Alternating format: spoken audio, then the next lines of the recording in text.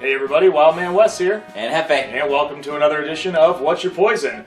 Well, in the spirit of September coming up, we have Oktoberfest. Or Märzen beers, or Fest beers. There's actually a difference between the two, but we're not going to get into that until we pour these guys. So, what we have are two Oktoberfest beers that you can find in your local store. From Munich, Germany, we have the Pschorr Oktoberfest Märzen, which is more famously known for their Weiss beer. It's very, very tasty. And then this is the Paulaneur Munchen, which is from Munich, and Paulaneur Oktoberfest Märzen as well. So, what we decided to do was take two classic German Oktoberfest beers, give them a taste, and then see where it goes from there. Absolutely. However, we're a little underdressed for the occasion, I think. Oh, I think so. And you know what? Honest, dude, I mean, not necessarily underdressed, underglassed. These are not the right glasses to drink this beer with. I mean, we're so used to it, and something needs to be done. I agree. I know exactly what happened. Ah! This is much better, yeah? Much better! Oh, this is more appropriate! Oh, indeed on that. So, now instead of Wes and Jefe, my name is Shawzy, and this is... My name is Paul. Paul-E. Paul-E? It is going to be very My fun. friends call me Paulie. Oh, we're going to get in so much trouble on YouTube. So much trouble! Oh, no. So, what beers are we going to have today? We are going to drink the Pschorr, and we're going to drink the Paulaneur. Both the Oktoberfest beers. Sehr wunderbar. Oh, sehr wunderbar. Super wunderbar. Very good. Now, we should try the Pschorr first. Oh, that was French. Hold on. Now we shall try the Pschorr. Alright, so the first one we're going to do is the Pschorr Oktoberfest Märzen beer. And I have never had this one. Ooh. I've never had it either, so... Yeah. Alright, so nice little tss off the bottle cap there. These aren't going to get very full. But... Oh, you got more than that.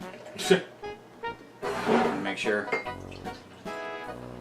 You can hard pour these pretty much. They're going to give you some head, and that's okay, because really the whole point of these Oktoberfest beers, the Märzen beers, is that you want to let as much air out as possible. If you actually go to a German fest and you go anywhere that's going to serve the German beer, they're going to give you at least 2 inches of head on a giant liter-style mug. So, and who doesn't like 2 inches of head? Who doesn't like it? Exactly. So, really, the first things you want to look at in this beer. So, I'm going to explain real quick what Märzen even means. So, you see Oktoberfest Märzen, that style of beer is actually brewed in March. Märzen means March. So, traditionally, when they had to take care of what ingredients that they were, back in the Reinheitsgebot days.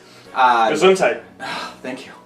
Back in those days, they had very strict restrictions on what they could brew with beer and how much they could brew throughout the year. There were actually, like, literally leaders in Germany back in the day that, like, restricted all of the ingredients in beer because of how important it was.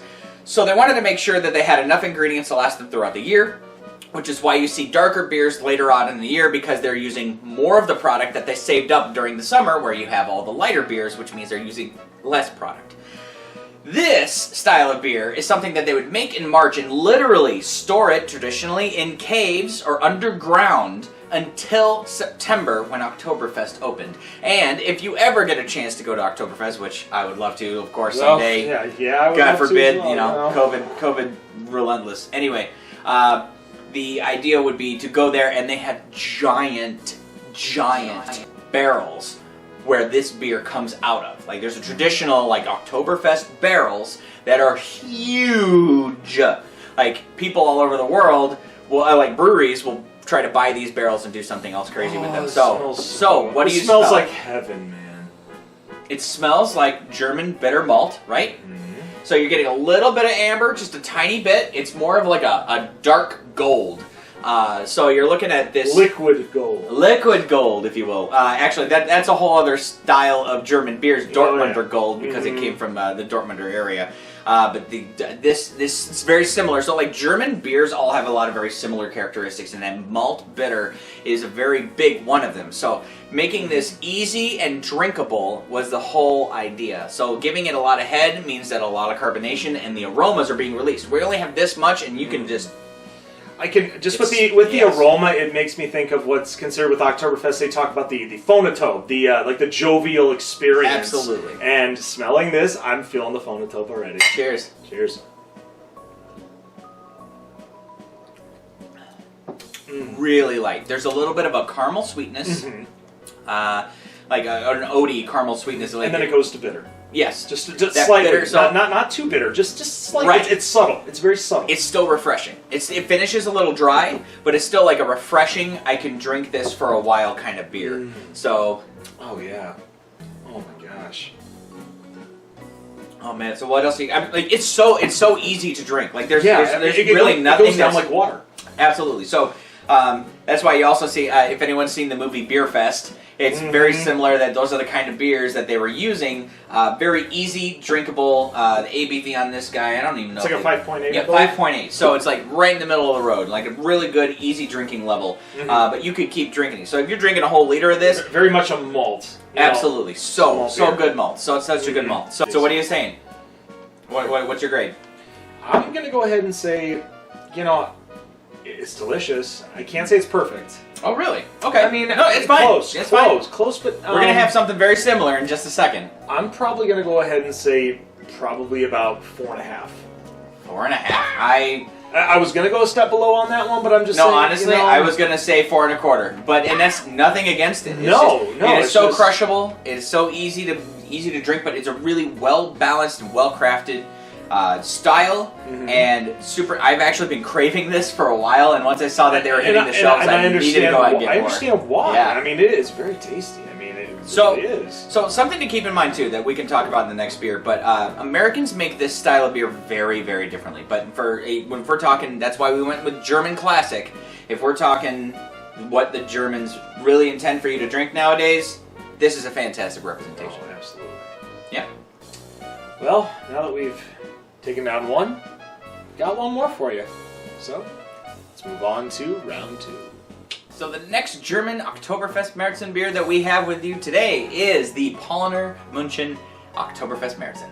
So this is going to be very similar. It's brewed literally in the same area as the other brewery that we just had, and these guys are actually more known for a different beer called Salvatore, or Salvatore.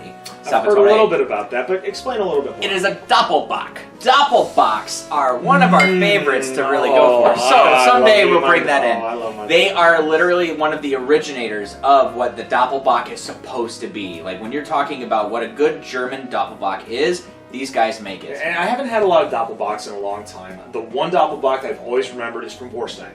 Absolutely. And that's kind of like that's a stalwart. It is a pillar. Sure, absolutely. And I mean, I'm looking forward to this one. I mean, because I guarantee this one is going to wow me a lot more. In a way, we'll see, because this is definitely not going to hit us as boozy as like a Doppelbock would, which is their typical style that they are known for. This is also hitting 5.8.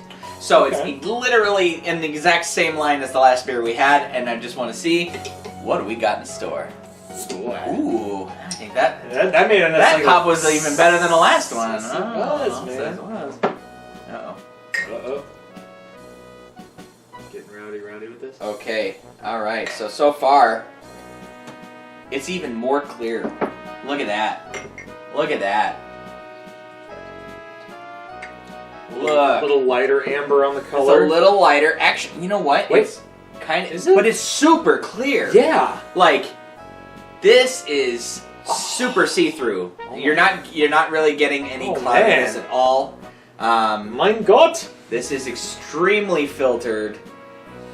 Even though, was it this one? No, okay, good. Ooh, I'm smelling a lot of barley on this one, I think. This one has a more, that peaty barley smell to it. Yeah. So like it kind of tastes like like a roasted cereal kind of. So it's still using that malt heavy side of the beer world, but still looking at it, it still looks like it's not like saturated in it. So no, and not just that, but I mean in the head, very thin, very symmetrical. Sure, and look how that laces as you swizzle it there. See, look, as it's lacing on the glass there, it's looking really nice. The carbonation dances. So going up like that, it's beautiful. So it's a really, really good feature for this nice filtered Oktoberfest beer. What I wanted to mention before was that American-style Oktoberfest beers are very different in the aspect that they treat it more like a fall-style beer. So you see a lot of local places in the United States that will add tons of these spices and nutmegs and all these things. They want it to be powerful Oktoberfest flavor. But to them, an Oktoberfest is fall. For these guys, Oktoberfest is celebration. So what they're doing is that they're celebrating the harvest. They're celebrating that like now we can do more with our ingredients. Like we're not restricted anymore. And after Oktoberfest, they can start making their deep, heavy, dark beers like a Doppelbock. So this is more of a celebration. So think about it like as this is the birthday cake celebrating the new season. So I'm very excited to try this. Definitely different on the nose than the last one, and it's still enjoyable. It smells stronger, but at the same time, with the alcohol content being the same, right? So it can kind of be a little deceiving. But it's a peaty, you know. Yeah, peaty. All right. Wow, this is a lot more complex. Ooh, a lot of different mouthfeel on this one. This. Ooh. Okay, so. Wow. Yeah. Okay.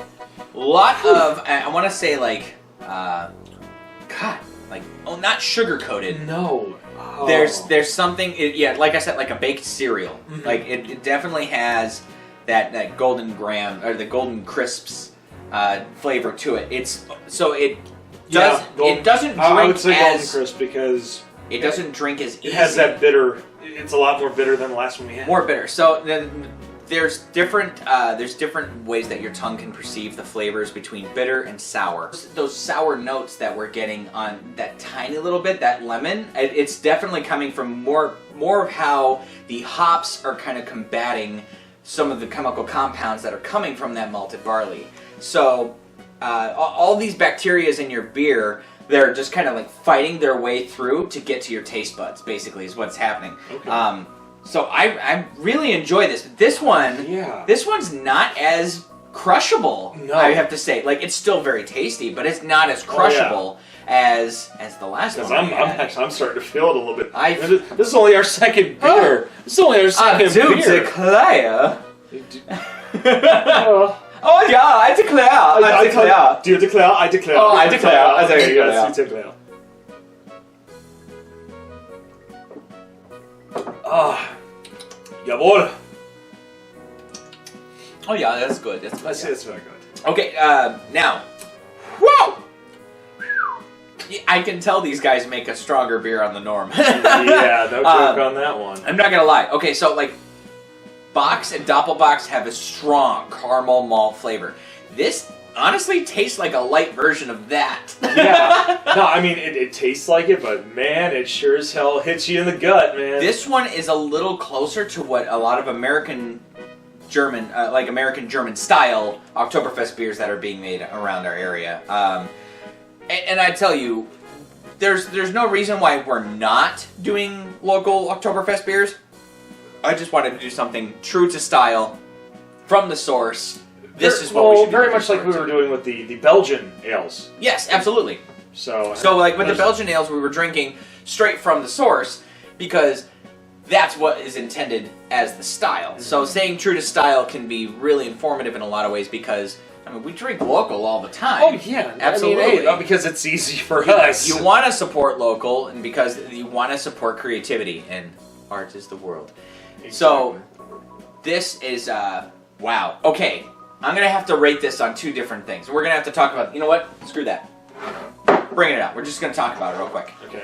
So, on a scale of well-balanced, easy drinking, crushable, Pschorr. On a scale of craft, flavorful, and bold, Paulaner. Easy. That's how I would compare the two. It's crazy that they're literally the same style from the same area of Germany, but you have two very different takes. As similar as they were in every other aspect, they're two completely different beers. I expected them to be closer, to be honest. I mean, for me personally, it's like, I agree with you on all aspects. For me, also on the same aspect, I can see this for me, like with my tolerance, this could be very crushable for me. Absolutely, I can understand that. I mean, especially if you're going to be on like an Oktoberfest, bender, so to speak. I mean, hey, this would YOLO. be... Yeah, right? This would be the one you would want to go for. Absolutely. Okay, no, I love the idea of like just going out. If I was going to blind taste test some Oktoberfest beers, I would never guess this was from Germany, to be honest. I would probably think it was something from a local area, American. This tastes so German to me. And I really enjoy that about it. I love both, but like this one feels to me more what a German Oktoberfest is.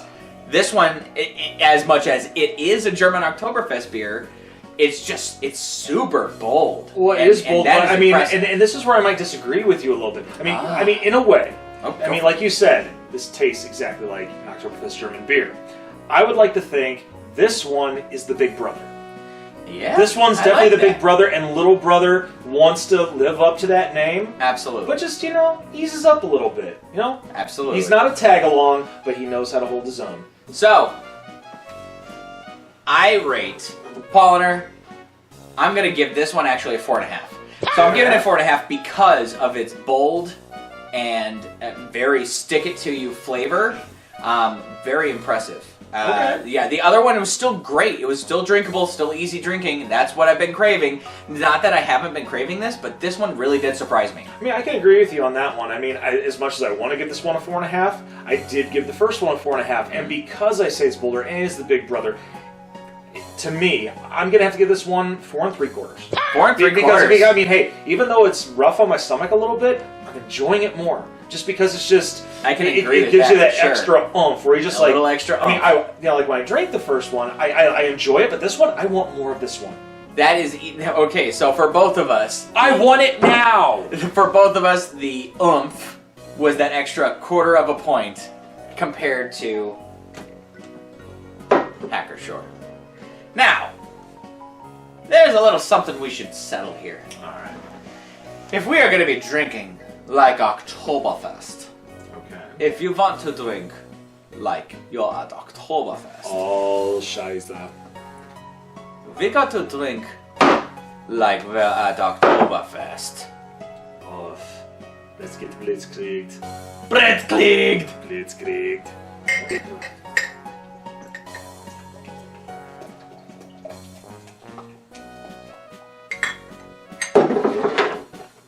Oh shit.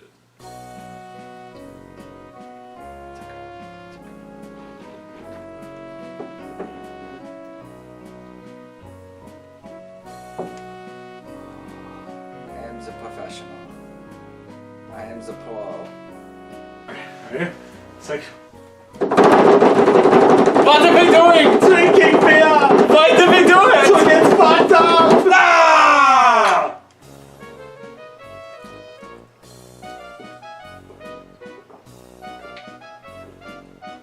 Ugh. Whoa! I really tried.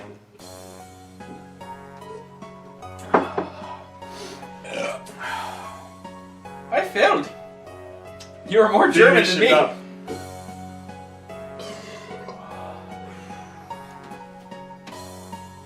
That was terrible. This is how we do it in Germany. Well, folks, we hope you enjoyed this episode.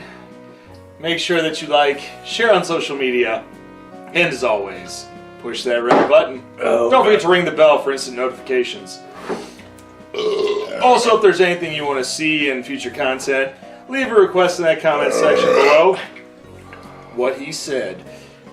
Leave that request. We'll make sure to get in for you as soon as possible. And he just left a shout out. In the meantime, I'm Wildman Wess. And I'm Jefe. And we'll see you next time on What's Your Poison? And before you leave, make sure you check out Beer You, Beer Me, Jefe's channel, and push that red button. I just came out with an episode all about what is an ale. What is an ale? You'll just have to find out for yourself, folks. Take care.